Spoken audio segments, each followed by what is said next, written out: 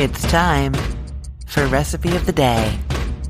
You might think that the dish called chicken Florentine comes from Florence and therefore from Italy, but it doesn't really. It actually is from France. So when something is called Florentine, it is because Catherine de' Medici, when she became Queen of France, brought her cooks with her from Florence, Italy, and we suppose that she and or those cooks loved spinach, and so now we have this French dish that's creamy and has spinach in it that is from France but sounds Italian. In general, though, the chicken Florentine or Florentine dish refers to some kind of protein with a creamy sauce, often a cheese sauce, and spinach, and then it is often topped with Parmesan cheese. Now, this is one of those dishes that has a fancy sounding name, chicken Florentine, and looks pretty fancy, but is actually really easy and quick to make, very tasty. But yeah, it can be ready from start to finish in 35 minutes. So it's great for a weeknight or for a special night. You're going to start by getting out a big bowl and mixing together 3 tablespoons of all-purpose flour, 3/4 of a teaspoon of salt, a half a teaspoon of garlic powder, and a 1/4 teaspoon of black pepper.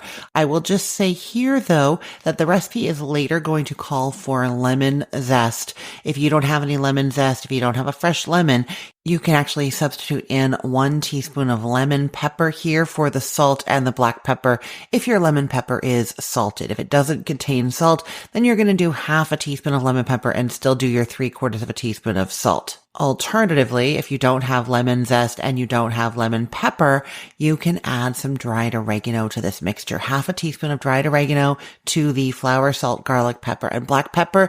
I'm not saying that oregano tastes like lemon, but it has something about it that feels similar to me. And if you're not going to have the lemon zest, the oregano is going to do that thing. To that flour mixture, you are adding 4 boneless, skinless chicken breasts. I'm going to say again that chicken breasts have gotten really big lately. So if yours are those honkin' huge ones, you're going to cut them in half diagonally.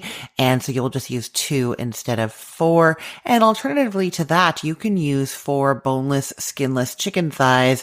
You're going to want to unroll them if they are tucked into those little bundles, like how the butcher takes the bone out of the chicken thigh and then wraps the meat back around where the bone was. You want to unroll that before adding it to your flour mixture so that they get nice and coated all over. And you're going to pan fry those unrolled like that as well, so you get lots of surface area for browning. So don't roll those back up. Okay, so you're tossing the chicken with the flour mixture and then shake off the chicken so that there's flour left in the bowl. Transfer the chicken to a plate. Do not discard that flour. We're going to use it later. In a large skillet over medium-high heat, you're going to heat 2 tablespoons of olive oil until it's shimmering.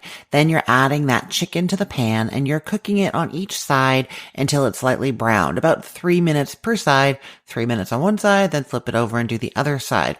Then reduce the heat to medium-low, transfer the chicken to a plate, tent it loosely with foil or with a lid to keep it warm, and to the skillet you're adding 2 tablespoons of butter and a large shallot that you've minced up. If you don't have a shallot, you can use 2 cloves of sliced garlic or half of a small onion chopped.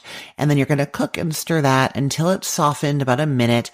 Then you're going to stir in any of that remaining flour that you have in the bowl from before. Then add in half a cup of dry white wine. I like a Pinot Grigio or a Sauvignon Blanc here. Anything you like to drink that isn't too sweet is going to be great. If you don't want to use wine, you can use a 1/4 cup of water or chicken stock mixed with a teaspoon of lemon juice or of white wine vinegar. You could probably use apple cider vinegar here instead as well, 1 teaspoon. I don't think it's going to be enough to give it an apple flavor. I just wouldn't use red wine vinegar, mostly because it's going to lightly tint the sauce a kind of pink color, which is going to look strange because this dish doesn't usually have that color. So you're adding the wine or your other liquid alternative that you're adding into the skillet, and you're going to quickly scrape up any brown bits that are on the bottom of the skillet. And then you're stirring in 3/4 of a cup of heavy cream.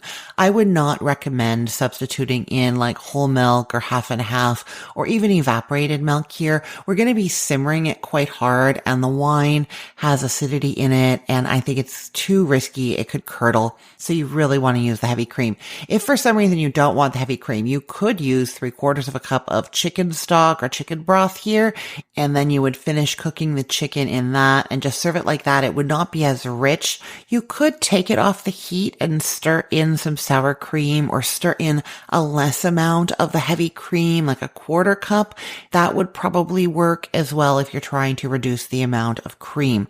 So you either use the heavy cream or you use the equivalent amount, 3/4 of a cup of chicken stock, finish cooking the dish, and then stir in a little bit of cream at the end, or sour cream at the end. You don't want to add the sour cream earlier because it can curdle also. Okay, once you have stirred in the cream, you return the chicken to the skillet along with any juices that are on the plate that it was sitting on, and then spoon the sauce over the chicken. Increase the heat to medium-high, bring that sauce up to a simmer, then reduce it down to low, put a lid on the skillet, and you're cooking it until the chicken is at least 160 degrees Fahrenheit on an instant read thermometer. You want to insert that into the thickest part of one of the chicken breasts. It's going to take about 10 to 12 minutes.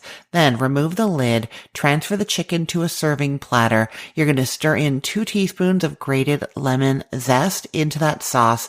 And then you're going to add 3 cups of loosely packed fresh spinach leaves, maybe a little bit at a time, kind of flipping and stirring to wilt it in the sauce.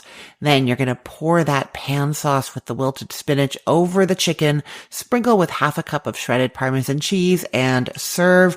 And I'm going to say I'm serving this with some nice bread to sop up all that sauce. So good. But you could do it over pasta, egg noodles, angel hair would be good. You could do it over rice, orzo, or you could just serve this with a salad and the bread. It's delicious. I cannot wait for you to try it. I will put the link to this recipe in the show notes for this podcast episode, or you can head to cookthestory.com/ROTD and get it there. Everything there is arranged by date, so it's helpful to know that today is July 10th of 2025. While you are over there, you can also subscribe to this podcast, cookthestory.com/ROTD. Across the top, you will see the places where you can tap to subscribe on Apple Podcasts, Spotify, YouTube. Just click follow or subscribe when you're there, or go on your phone to your favorite podcast app and search for Recipe of the Day. You will find it. I'm Christine Pittman from cookthestory.com, thecookful.com, the all-new chicken cookbook, and from this podcast, Recipe of the Day. I hope you have a great day. Let's get cooking.